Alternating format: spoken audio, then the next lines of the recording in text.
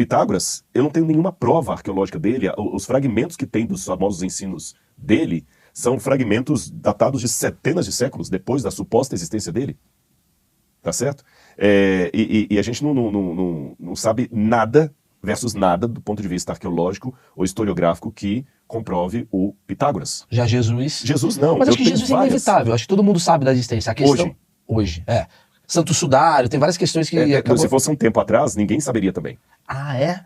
O que foi a chave, assim? O que foi que você fala assim, cara, isso foi o que determinou a existência? Provou, né? Provou, exatamente. Vamos pegar primeiro, então, o que eu poderia dizer da evidência histórica de Jesus? Em primeiro lugar, tem uma técnica que a gente usa para estudar documentos antigos. Você entendeu? Eu achei muito legal que eu fui ao banheiro de vocês, tem uma frase salomônica lá, né? Use o banheiro como se fosse cometer um crime, não deixe vestígios. Achei legal demais, mas vou copiar isso aqui. Então, a gente tem mais ou menos um negócio desse, uma espécie de CSI, que você usa com documentos antigos. Para eu saber se a pessoa que escreveu aquele documento estava escrevendo uma história real, uma história fictícia, algo que ele acreditava que era verdadeiro. Nossa. Ou se era uma propaganda, por exemplo. Putz, é verdade. São técnicas muito sérias que são usadas. Vou ter que te interromper pra falar um negócio, porque assim, nos tempos de hoje, a gente tá deixando vestígios pra caramba. Né? Isso daqui é um vestígio, né? Isso daqui é um livro, né? Do futuro. O outro, o cara no TikTok, são várias coisas. Mas no passado, pra você descobrir esse vestígio, quer dizer, é muito estranho que a gente valorize, né? Estranho não, mas a gente... Pitágoras. Todo mundo fala do teorema de Pitágoras, mas ninguém vai a fundo entender se o patrão de fato existiu. Exatamente. A descoberta dessas coisas que me torna cético quanto ao ceticismo. Maravilhoso. Percebeu? Então vamos pegar Jesus. Então, por exemplo, quando a gente compara os evangelhos com as biografias escritas dos imperadores romanos, você vê elementos claros que demonstram que as biografias romanas, que a vida dos 12 Césares, por exemplo, outras coisas mais, você vê que há ali duas facetas. Propaganda para enaltecer o cara ou para detonar com o cara. Você está entendendo? A maioria eram propagandas encomendadas pelos próprios imperadores. É como uma biografia encomendada, que o cara aí quer... olha, escreve uma biografia sobre o Obama, aí contrata um jornalista, o cara bota lá, e tem aquela biografia não autorizada. Que é aqui que a gente gosta. Que quer detonar. Histórias ruins. E aí, como arqueólogo, eu vou tentar verificar, junto com os historiadores, o que há de procedência ou não disso. Os evangelhos quebram todas as regras de uma biografia encomendada. Vou dar exemplos para vocês. Existem escândalos demais nos evangelhos para eu acusá-los de obra encomendada para criar um personagem. Vou dar exemplo. Os evangelhos mostram Jesus tendo medo de morrer. Se você pegar o que a propaganda da época dizia, você pega Teógenes, Aristóteles, os grandes autores gregos e greco-romanos, nenhum herói poderia morrer com medo. Nenhum herói. Você tá certo? Você vê o Heitor, ele bate no... Que é alegoria, né? Alegoria, ele não pode morrer com medo. Jesus demonstra medo. Pai, por que me deixaste? Por que me abandonaste? Afasta de mim esse cálice. É verdade, peraí, não bate. Ele é um herói humanizado. É um herói humanizado. E hoje você pode falar de herói humanizado, porque a gente está numa nova era. Se a gente estivesse fazendo esse programa aqui nos anos 80, 90, você estaria com uma voz impostada. Boa tarde, estamos agora recebendo um cigarrão aqui, tudo e tal, tudo assim editado, e tudo estaria descontraído. Se errar, bateu, se derramar aqui, valeu. Essa informalidade de hoje não tinha nos anos 80. Então vamos pegar na época do primeiro século. Esses tipos de erro de mostrar o herói com medo não fazia sentido. Jesus conversa com mulher, pega a criança no colo, não fazia sentido porque um homem de renome não falava com mulheres em público.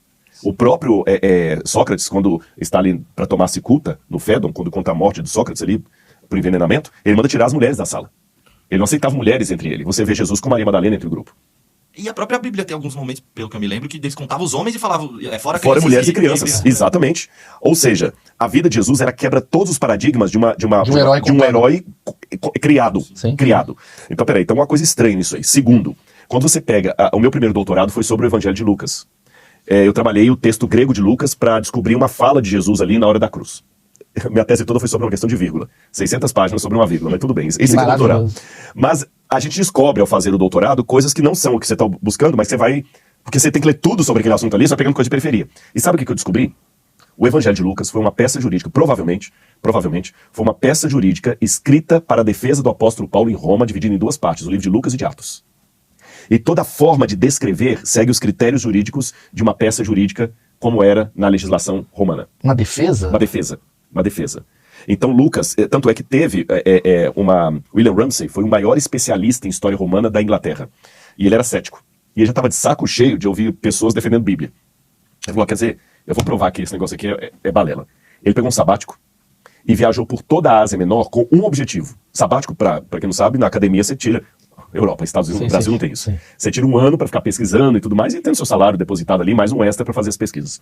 Ele procurou provar que Lucas estava errado de A a Z, porque tinha muitas discrepâncias, por exemplo, entre uma forma que Lucas usava um termo técnico e uma forma como você encontrava aquele termo técnico em Cícero, ou Suetônio, Tácito.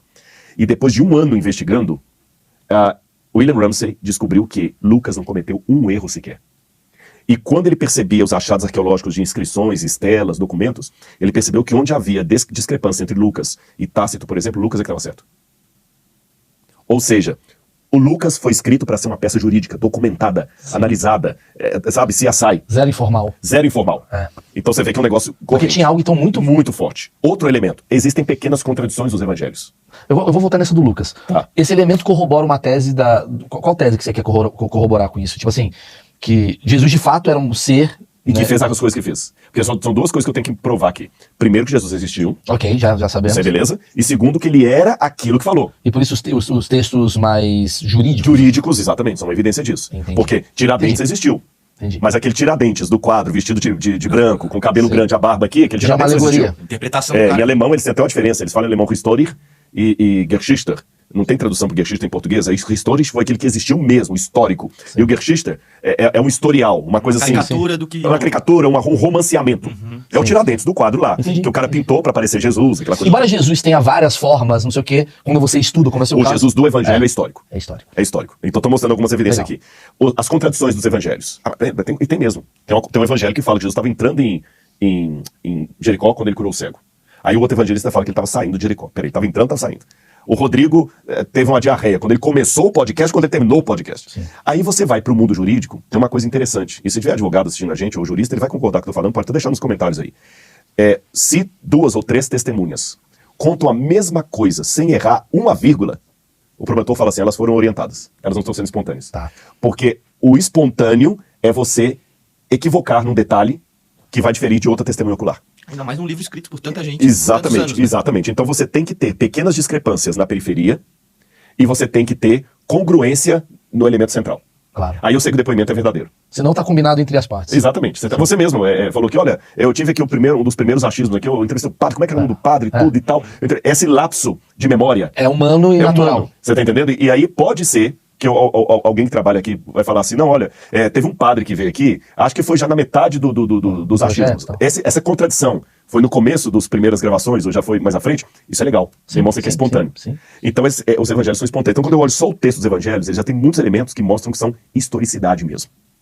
Agora, fora dos evangelhos, vamos pegar assim os documentos, eles foram distorcidos, porque a gente não tem nenhum original mais, temos cópia de cópia de cópia. Aí eu tenho que fazer outro trabalho de investigação para ver se os textos não foram mudados ao longo do tempo. Agora que vem o curioso. Eu não tenho o original de praticamente nenhum clássico da humanidade. Eu não tenho o original da Ética Nicômaco de Aristóteles, eu não tenho o original da Ilíada de Homero, eu não tenho os originais também nem da Guerras Gaulesas de Júlio César. Você tem cópia de cópia de cópia de cópia. Aí quando você vai nesses documentos mais antigos, por exemplo, nas Guerras Gaulesas de Júlio César, tem uma meia dúzia de cópias e a mais antiga está 1000 anos distante da original. Claro. Quando você pega a tetralogia, você pega a tetralogia, você tem lá 12 cópias, e a cópia mais antiga está 800 anos distante do original. Isso dos clássicos da humanidade. Quando eu pego o Novo Testamento, eu tenho mais de 5.800 cópias. E a distância entre a mais antiga e o original são de algumas décadas. Então, do ponto de vista da crítica textual, nenhum livro, eu posso afirmar agora não como crente, como acadêmico, nenhum livro é mais documentalmente bem atestado do que a Bíblia.